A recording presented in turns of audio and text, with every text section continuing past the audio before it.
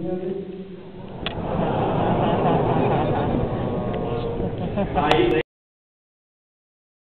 went to see the rehearsal. I saw about 20 minutes of it. It looked wonderful. There were no accidents when I was there. Everybody seemed happy and it looked good and it sounded good. So I have not seen the whole show. I know there were 1 or 2 critics who panned it, maybe 1 or 200 who panned it, and they are having some difficulties. But you know, the good guys always win. I have a feeling sooner or later, maybe 10 years from now, but it'll turn out okay.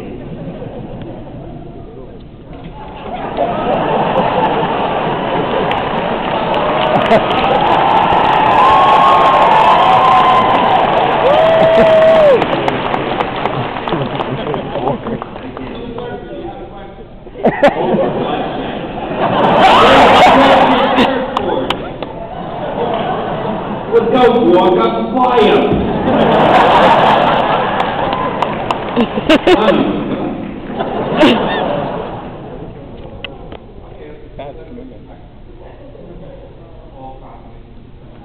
Is it okay if I call you Norman Red, or would you prefer Silver Surfer?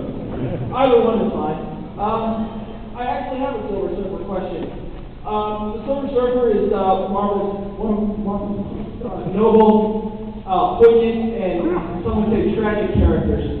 When you originally created him, did you have in mind that he would become a hero like this, or was he simply the hero of Galactus who took on a life of his own?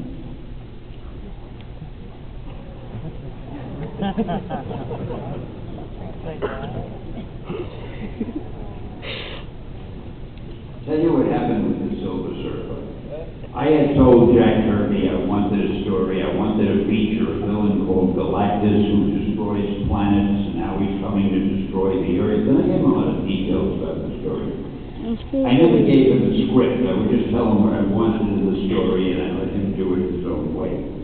So he brought in the 20 pages or whatever it was of the Fantastic Four story to me, and I looked at it, and I see some nutty-looking naked guy on a skateboard on a surfboard floating around in the sky. And I said, "Who's this?" And he said, "Well, I figure anybody as powerful as Galactus ought to have a herald who goes ahead of him and finds the planets for him to destroy." I think that Jack just liked drawing a guy on a flying surfboard, you know. A naked guy. So, somehow, and Jack just meant him as a throwaway character, just somebody who'd fly off and then call Galactus and say, attack the Earth, and we probably wouldn't see him anymore. But the way Jack drew him, the way Jack drew you, Good. he looked so noble and self-sacrificing.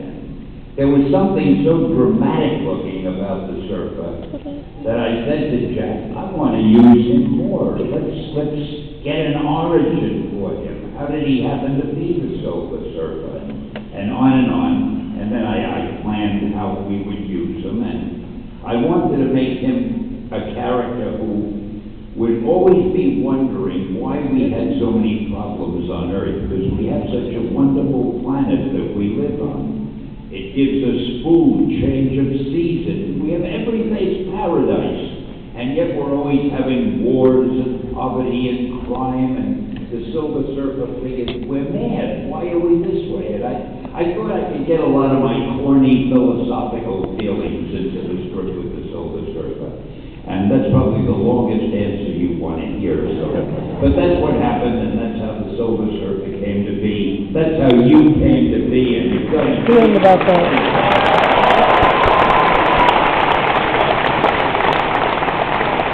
Don't go finding any more planets for them. Just tend to your own business.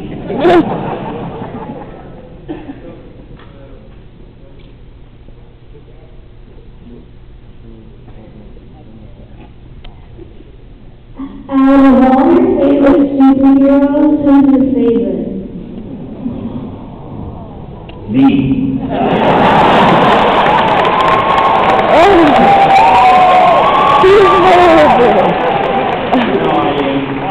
I don't have a favorite. It's like asking a parent who's his favorite child. You know, I love them all.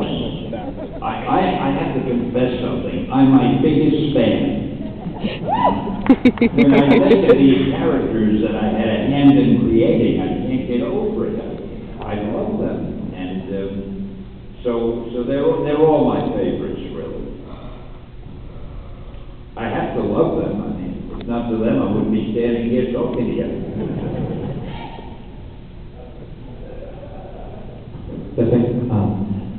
What advice would you give to someone who wants to be a starring artist like you? Draw good. That's it? Well, I don't know. It's easier if you're a really fantastically great artist to get into the comic book business than if you're a writer. I don't know what the hell to tell a writer, because it's really hard. For a writer, you almost have to be published elsewhere. You have to have had novels published, or scripts, or screenplays, or something, and then you take them to the editor and you say, look who I am, look how good I am, I want to try writing comics. But if you're a guy with no experience, it's very hard. But for an artist, it's different. You see, you can't just look at the type pages of the script and see if a guy can write well. And no editor has time to read a whole script that you might have done. But an art director can look at a page of artwork, and in 2 seconds, he can tell whether you're a really great artist, the type that he wants, or you're not. So that's why I say draw good. If you could draw as well as some of the really good artists working in comics, and you show an art director or an editor your artwork, he might very well give you something to do, because they're always looking for the new great artists. And there are no secrets, there's no inside information I can give you. Just pick an artist that you think is the best in the business and see if you can do some artwork that's as good or better than his. And then you have a fighting chance. Did I say that right? If you're an artist, then he's a good one. Thank you, and you are indeed the man.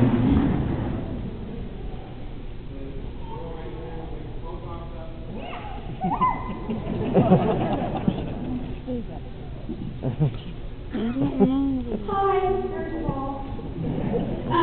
So with all the comics that come out, there's like such a big action and sci-fi genre now. What do you think about movies like Sucker Punch or Cowboys versus Aliens, and like the expansion of that whole genre and how crazy it's been? What is that?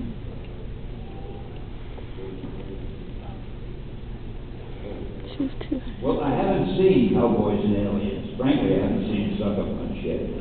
But I've seen a lot of others. I saw Kick-Ass. I got a kick out of it.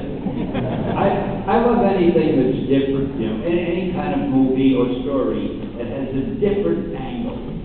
Cowboys and Aliens, I can't wait to see it, because I've heard about it. I heard about the comic book when it came out years ago, and I heard they were working on the movie, so I'm eager to see it.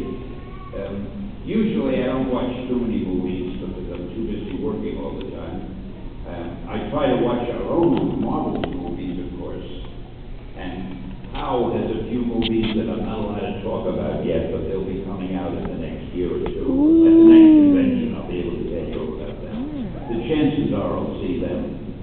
But I think the toughest thing today is to come out with any kind of a movie that has a different angle, because it's like everything's been done. So the best you can hope for is something that's similar to something else, but it's done in a different way or a better way. And everybody is looking for, it's funny with the movie studios and the television networks, everybody is looking for the next different thing. But they're afraid to buy the next different thing, because if it's different, it may not work, and they don't want to get blamed if it doesn't work. And that's why so many things come out that are similar to other things, but just told from a little different point of view. And if you want to hear any more, we'll be giving a class in comics and in movies and television someday in the future. You can all enroll. Thank you so much.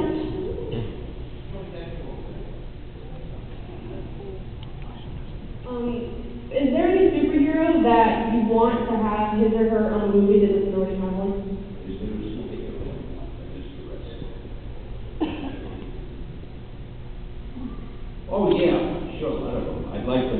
Panther to have his own movie. I'd like Dr. Strange to have his own movie. But the thing is, believe me, they will. Because they're developing every one of the Marvel characters that have any chance of being, you know, every one that we've featured. There's even a guy working on Ant-Man right now. Stay with us, more to come. I picked on somebody, wait for this song. That's the way to get attention. So, I have a question, obviously. Why is there such a disconnect between the Bruce Banner character and the Hulk in the movies, whereas the Hulk in the movies is really dumb, but in the comic books, he's actually a semi-intelligent character?